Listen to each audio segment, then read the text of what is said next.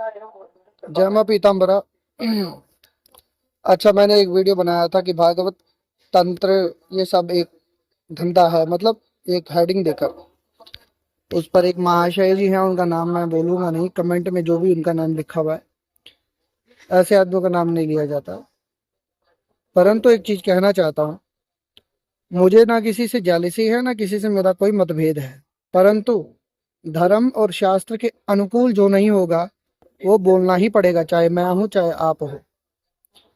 हमने क्या गलत बोला कि जिस लड़के को, है ना, वो चोपड़ा, ब्यास गद्दी पे बैठने का अधिकारी कौन? हमारे हिंदू जो है ना, सबसे बड़ी बात, महामूर्ख और महाघमंडी और महानास्तिक मानते तो हैं, लेकिन वो जो उनको प्यारा लगता है, जो उनको अच्छा लगता है, लेकिन वो उस चीज को नहीं मानते जो उन्हें शास्त्र के अनुकूल, अपने अनुकूल नहीं लगता, जो शास्त्र के अनुकूल होता है। समझ रहे हो ना? हमारे यहाँ तस्मात् शास्त्रम प्रमाणम, जो भी है हमारे यहाँ शास्त्र ही प्रमाण है, भगवान श्री कृष्ण स्वयं कहते हैं। अब वो राम कथा सुना रहा है या कुछ भी ड्रामेबाजी अब जो कर रहा है, तो उसके आधार पर कौन बोलेगा? कौन बोलेगा? जब हम लोग नहीं बोलेंगे तो फिर बाद में आप लोग बोलोगे कि भैया उस वक्त तुम कहाँ गए रहते हो, जब कुछ गलत होता तब तो तुम्हारी जुबान नहीं निकलती। हम अपने स्तर पर अपना कार्य तो कर रहे हैं, हम समाज में क्या कर रहे हैं ये हमें पता है, भगवान को पता है। सफाई देने की जरूरत थोड़ी है।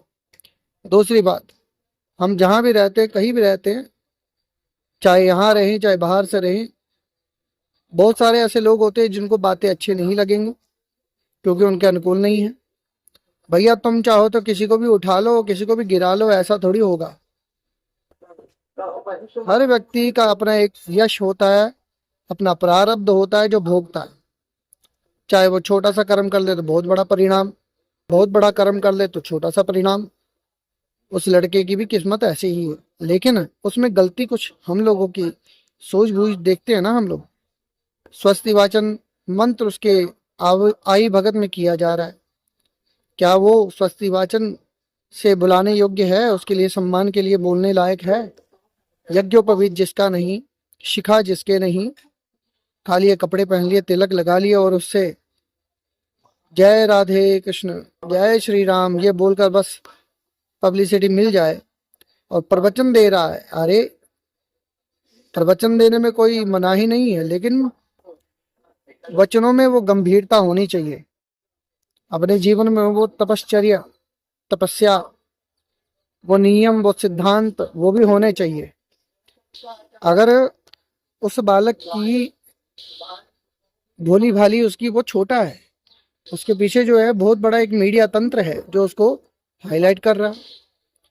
ये भी एक षड्यंत्र है हिंदुओं को। देखो, तुम लोगों ने स्वयं तो पढ़ना नहीं, स्वयं तो जानना नहीं, है ना, तो इसलिए तुम लोगों को समझाया नहीं जा सकता।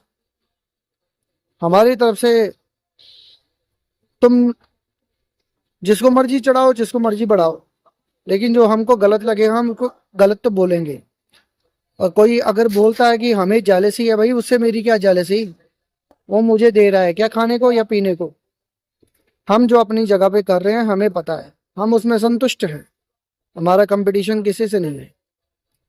लेकिन हम एक संवैधानिक पद पर बैठे होने के नाते इस बात को बोल रहे हैं। ब्रह्म कर्म करते हैं, ब्राह्मण हैं, उसी के नाते से बोल रहे हैं कि बहुत गलत है। समाज में वो विवेक, वो धैर्य, वो सब खत्म होता जा रहा है। धीरे धीरे वो भी हो जाएगा। जो हिंदू बने हुए हैं ना, इनसे पूछो कितना तुम लोगों की शिखा है, कितना यज्ञोपवीत है। जो बहुत हिंदू बने हुए हैं, प्रवचन भी वही लोग देते हैं, विरोध भी वही करते हैं। और तो और, अगर कोई, मान लो ब्राह्मणों की बात कर लो, कितनों के बच्चों के अपने स्वयं के यज्ञोपवीत है, शिखा संस्कार करवा रखा है, कुछ भी नहीं। बस वो भी लोग विरोध करते हैं। भाई खा इसी से रहे हैं, पी इसी से रहे हैं, और बाद में अपने बच्चों को भी यही शिक्षा देते हैं। ये काम अच्छा नहीं है। ऐसे लोग देखते हैं ना, हम प्रत्यक्ष आंखों से देखते हैं।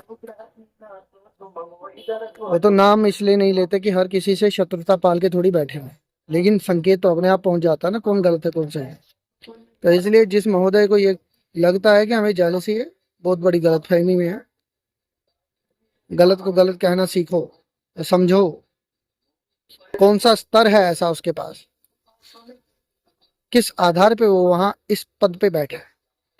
सोशल मीडिया का जमाना है, अच्छे लोग भी हैं, बुरे लोग भी हैं, और इसी के माध्यम से अगर बुरे लोग प्रचार में आते हैं तो अच्छे लोगों को भी तो आगे आना चाहिए।